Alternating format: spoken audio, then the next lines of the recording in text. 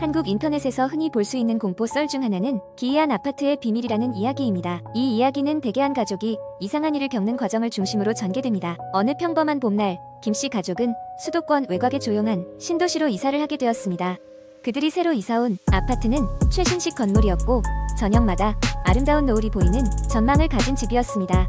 김씨 부부와 중학생 딸, 초등학생 아들까지 네 식구는 이 새로운 시작에 기대와 설렘을 안고 있었습니다. 이사 후 첫 주말, 가족은 근처를 산책하며 주변 환경에 익숙해지려 했습니다. 복잡한 도시 생활에서 벗어나 이제는 아이들이 뛰어놀 수 있는 공원과 쾌적한 산책로가 바로 근처에 있어 만족스러웠습니다. 모든 것이 순조롭게 흘러가는 듯했습니다. 그러나 이사 온 지 얼마 지나지 않아 이상한 일들이 벌어지기 시작했습니다. 어느 날 밤, 막내 아들이 이상한 꿈을 꾸었다며 부모님 방으로 달려왔습니다. 그는 낯선 할머니가 방금 자기에게 말을 걸었다고 했습니다. 김씨 부부는 그저 악몽이라며 다독였고 아이도 다시 잠에 들었습니다. 다음 날 아침, 딸아이도 비슷한 이야기를 꺼냈습니다. 거실을 지나치면서 누군가 자기 이름을 불렀다는 것이었습니다. 김씨 부부는 아이들이 이사 후 새로운 환경에 적응하는 과정에서 불안감을 느끼고 있다고 생각하며 대수롭지 않게 넘겼습니다. 그러나 시간이 지나면서 가족은 점점 더 설명할 수 없는 일들을 경험하게 되었습니다. 방에 불이 갑자기 꺼졌다 켜진다든지 부엌에서 알아듣지 못할 속삭임 같은 소리가 들린다든지 하는 일이 잦아졌습니다. 집안의 공기는 점점 무거워졌고 가족들은 이유 없이 피곤함을 느꼈습니다. 결정적인 사건은 어느 비 오는 날 밤에 일어났습니다. 김씨 후배 가족이 놀러왔던 날이었습니다. 아이들은 방에서 놀던 중 갑자기 방문을 열고 나와 울먹이며 말을 했습니다. 누가 여기 살고 싶냐고 묻는데 쫓아낼 수 없대요. 모두가 침묵에 빠졌습니다. 공포에 질린 부부는 더는 사태를 방치할 수 없다는 것을 깨달았습니다. 그들은 이튿날 아파트 주변에서 오랫동안 거주했던 노인 한 분을 찾아갔습니다. 노인은 이 아파트가 세워지기 전 이곳에 오래된 묘지가 있었다는 이야기를 들려주었습니다. 건물을 지으며 유해들은 다른 곳으로 이전되었지만 일부 유령들은 여전히 이곳에 남아 가족들에게 다가가고 있다고 했습니다. 김씨 부부는 해결책을 찾기 위해 점을 보러 가기로 했습니다. 점쟁이는 가족에게 여러 가지 조언을 해주었고 그 중 하나는 아파트를 떠나는 것이었습니다. 부부는 고민 끝에 아파트를 빠르게 정리하고 다른 곳으로 이사하기로 결심했습니다. 몇 주 뒤 김씨 가족은 새로운 보금자리로 무사히 이사했습니다. 그리고 그 기묘했던 경험들은 마치 악몽처럼 잊혀갔습니다. 그러나 그 아파트에는 여전히 새로운 가족들이 들어섰고 그들도 같은 일을 겪었다는 소문이 종종 들려오곤 했습니다. 이렇게 기이한 아파트의 비밀은 인터넷을 통해 퍼져나갔고 많은 사람들이 이와 비슷한 경험을 공유하며 서로의 공포를 나누었습니다. 사람들은 이 썰을 읽으며 한밤중에 문득 뒤돌아보게 되고 집안의 이상한 소리에 귀를 기울이며 자신도 모르게 긴장하게 되었습니다. 두 번째 이야기. 이 이야기는 내가 대학 시절의 어느 늦가을 저녁에 겪었던 이야기를 기반으로 한다. 그때 나는 강원도에 위치한 작은 대학교에 다니고 있었고 학교 주변은 산으로 둘러싸여 있어 늦가을이 되면 종종 안개가 짙게 껴 무언가 신비로운 분위기를 자아내곤 했다.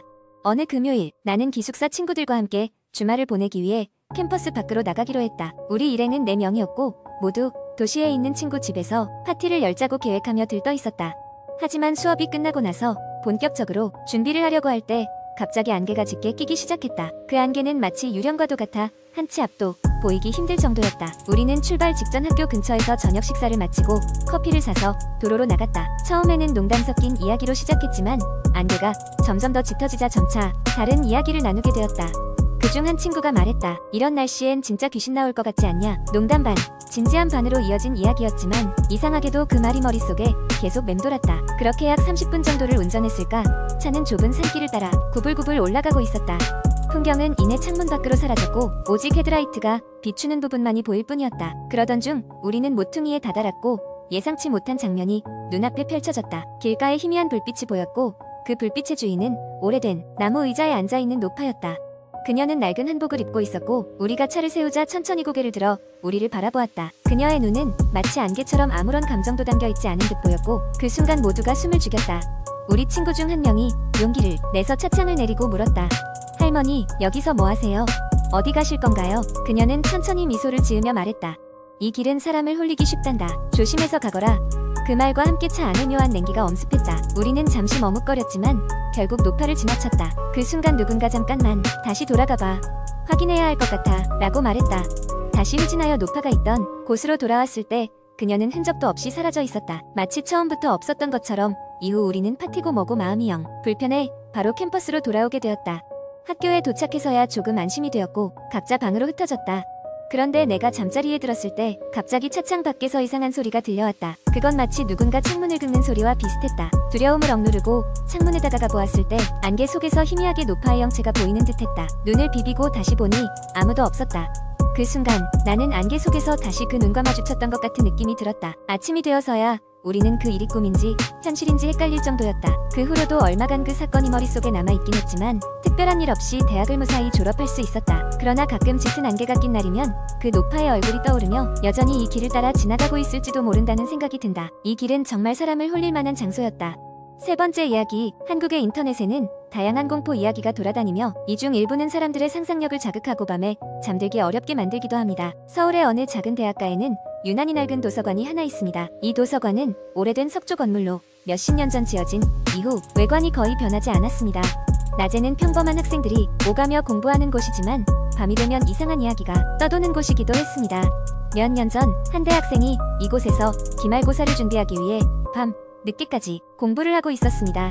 그는 하염없이 쌓인 교재들과 노트에 지쳐가던 찰나 문득 주변에 이상한 느낌의 고개를 들었습니다. 도서관은 이미 다 닫고 관리인은 퇴근한 시간 책장을 넘기는 소리 외에 어떠한 소리도 들리지 않았습니다. 그런데 갑자기 어디선가 발걸음 소리가 들려오고 있었습니다. 누군가가 나처럼 밤늦게까지 공부하나 싶었지만 머릿속에서는 이 시간이면 아무도 남아있어서는 안 된다는 생각이 스쳐갔습니다. 그는 좌석에 앉아있던 중 발걸음 소리가 점점 가까워지는 것을 느꼈습니다. 도서관에 설치된 오래된 나무 바닥은 소리를 내기 좋은 소품이었습니다. 쿵쿵 쿵하고 울리는 소리는 점차 그를 향해 다가왔습니다. 그는 겁에 질려 자리에서 벌떡 일어나 복도를 바라봤지만 아무도 보이지 않았습니다. 물론 복도 끝에 있는 조금 열린 문 안으로 깜박이는 그림자 같은 것이 보이기도 했습니다. 그는 덥수룩한 머리를 북적이며 얼마나 오랜만에 제대로 씻지 못했는지 생각해보았습니다. 혹시 피곤해서 헛것을 본 걸까 생각하고 다시 앉아 공부를 이어가려 했습니다. 하지만 발걸음 소리는 멈추지 않았습니다. 이제 그 소리는 그의 자리 바로 옆까지 다가와 있었습니다. 심장 박동이 귀에 울려 퍼지듯이 그의 귀에 쿵쿵대는 발소리가 맴돌았습니다. 그의 눈은 공포에 질려 책상과 의자 그리고 서가의 그림자를 더듬어 걷었습니다. 그는 더 이상 참을 수가 없었습니다. 짐을 대충 꾸리고 책을 덮으며 자리에서 일어났습니다. 그 순간 그의 등 뒤에서 가늘고 냉랭한 목소리가 들려왔습니다. 여기 있나요? 그 목소리는 시험 준비로 지친 그의 신경을 날카롭게 자극했습니다. 그는 숨이 멎는 것 같은 두려움을 참고 뒤를 돌아보았습니다. 아무것도 보이지 않았습니다. 이제 그의 눈에는 짙은 어둠 속에 희미한 서가의 실루엣만 보일 뿐이었습니다. 그는 도서관 출입문을 향해 전속력으로 달려나갔고 거의 넘어진 채로 문을 밀어 젖혀 밖으로 나왔습니다. 밖은 다행히 달빛이 비춰 밝았습니다. 그는 정신없이 캠퍼스를 가로질러 자신의 기숙사로 돌아갔습니다. 그 후로 그 도서관에서 밤늦게까지 있어본 적은 없었습니다. 이후로도 가끔씩 그 도서관에서는 새벽이 되면 발자국 소리나 으스스한 목소리가 들린다고 합니다. 아무도 정체를 알지 못한 채로 말이죠. 그러나 그곳을 자주 이용하는 사람들 사이에서는 누구나 한 번쯤 이상한 경험을 한다는 소문이 퍼져 있었고 그 느낌을 경험한 이들은 다시는 그곳을 자주 찾지 않게 되었다고 합니다. 밤의 도서관, 그곳엔 무언가가 있다는 소문은 점차 쌓여가며 많은 이들의 입을 통해 퍼져갔습니다. 네 번째 이야기, 어느 추운 겨울밤 나는 서울 외곽에 있는 작은 마을로 이사하게 되었습니다. 그 마을은 아는 사람이 거의 없고 낡고 오래된 건물들이 줄지어 있는 곳이었죠. 집은 꽤 허름했지만 저렴한 집세 덕분에 큰 망설임 없이 선택했습니다. 이사 당일 방 한편에서 어딘가 낡은 듯한 일기장을 발견하게 되었습니다. 호기심이 생겨 일기장을 살펴보니 그 안에는 이 집에 살았던 한 소녀의 이야기가 적혀 있었습니다. 그 소녀는 마을에서 몇 년 전 실종되었다고 했죠. 처음엔 그저 오싹한 기분에 그쳤지만 이상한 일들이 조금씩 벌어지기 시작했습니다. 밤이 되면 어디선가 발걸음 소리가 들려왔고 깨어보면 거실의 가구들이 살짝씩 위치가 변해 있곤 했죠. 너무 피곤했기에 처음에는 단순한 착각이라고 넘겼습니다. 그러던 어느 날 밤 거실에서 잠을 청하던 저는 분명한 여자아이의 목소리를 들었습니다. 날 찾아줘. 다급하고 처절한 목소리였어요. 깜짝 놀라 눈을 떴지만 주위에는 아무도 없었습니다. 심장이 쿵쾅거리다가 겨우 잠에 들 수 있었죠. 다음날 아침 마을 슈퍼에서 물건을 사려던 중 주인 아주머니와 이야기를 나누게 되었습니다. 혹시 이 집에 대해 알냐는 질문에 그녀는 조금 놀란 듯이 이야기를 시작했습니다. 그 집 말이야. 몇 년 전 어떤 소녀가 사라졌마자 경찰도 수사했었지만 결국 해결되지 못했지. 마을 사람들 사이에선 아직 귀신이 나타난다는 소문도 무성해. 이 말을 들은 후 제 등골은 서늘해질 수밖에 없었습니다. 집에 돌아와 일기장의 마지막 페이지를 유심히 읽어보니 밤마다 지하실에서 들려오는 소리, 거기엔 정말로 라는 문장이 얼핏 보였어요. 지하실이 있다는 이야기를 처음 들은 저는 급하게 확인하기로 했습니다. 그런대로 겁이 났지만 아무것도 아니기를 바라면서 지하로 내려갔습니다. 스위치를 켜자 낡고 어두운 지하실이 드러났습니다. 먼지가 쌓인 곳에서 시작해 천천히 주변을 살펴보던 중 벽 한쪽이 이상하게 부풀어 오른 것을 발견했죠. 두드려보니 그곳에는 중간에 비어있는 공간이 있었습니다.